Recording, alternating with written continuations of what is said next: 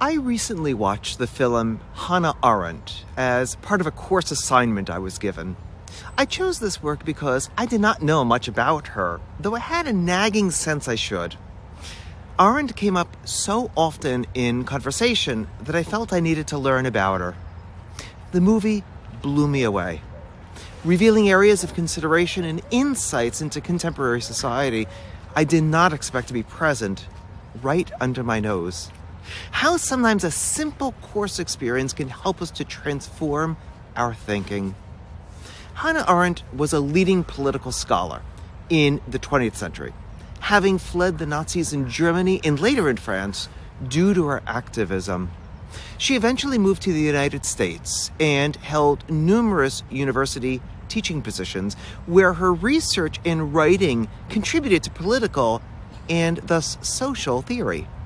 One of her books, The Origins of Totalitarianism, traced the history of the ideology that defined the 20th century, totalitarianism.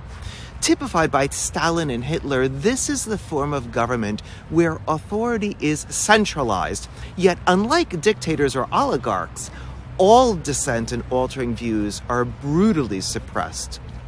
Arendt's work connected these notions with racism as a unifying belief system, leading to mass communication and terror as tools to control populations.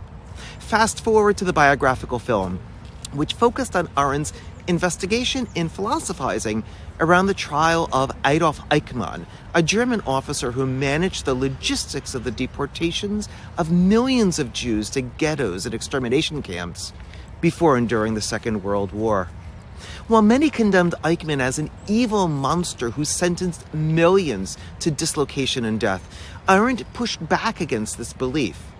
While many of his actions were evil, this did not mean that Eichmann himself was evil. The term she used for this is the banality of evil, meaning that Eichmann himself was not an evil monster wishing harm to millions of people, but rather an ordinary, average person who acted as he did because it was his job. In Eichmann's own defense, he claimed he did not think about his actions, as an officer's role was to follow orders. To be promoted meant to be a good officer. This way, he did his job and did not ideologically connect with the horrors of the death camps. Arendt distinguished between the evil actions done by people who do not think and those who intentionally act out of their beliefs or convictions. What made Arendt's writings at the time so controversial is that she escaped several times from the Nazis, all while working in numerous roles for Jewish and Zionist causes. She likely wanted to hate Eichmann, but instead found him ordinary and wholly unexceptional. He was not the symbol of evil, which many believed. And as a result, Arendt was vilified by those who conflated evil actions with evil intentions.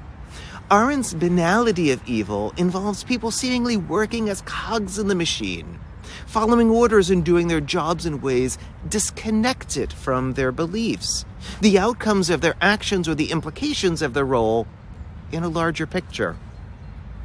Hannah Arendt's notion of the banality of evil is more relevant now than when she first developed it. Rather than focus on individual actors acting independently, this political theory involves large and complex systems where perpetrators of evil are not inherently evil but follow the rules set for them.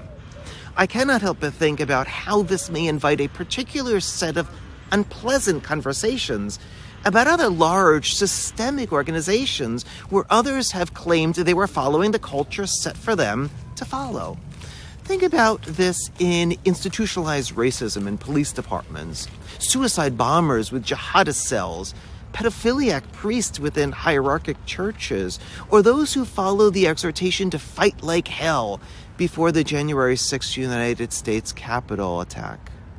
We may respond differently to those situations and our proximity to them, and Arendt has helped us with a language to describe these events, if not for how we should perceive or act in response to them. For those of us who work in education and personal transformation, It can be helpful for us when we work with individuals who seek to do good, though they feel stuck in often unjust and problematic situations. Moreover, it can also provide insights when people seem ordinary, yet are involved in systems that themselves may engage in questionable activities.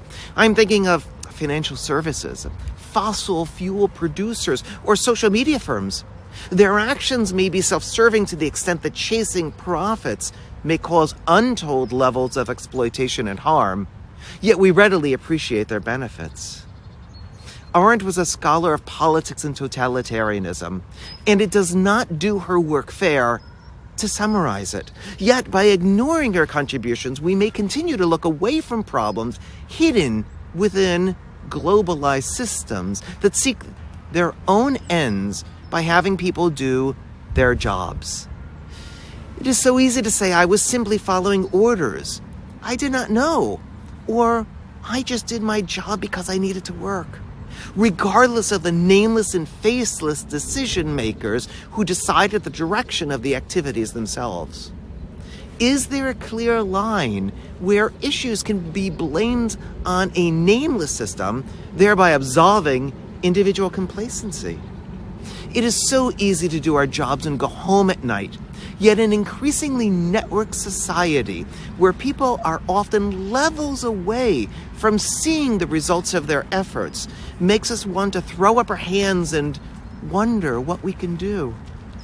Please think of the mass immigrations of humanity in the late 20th and early 21st centuries, the mass extinction events we are witnessing as connected to climate change, and the increasing manipulation and silencing of what was once heralded as an open and free internet.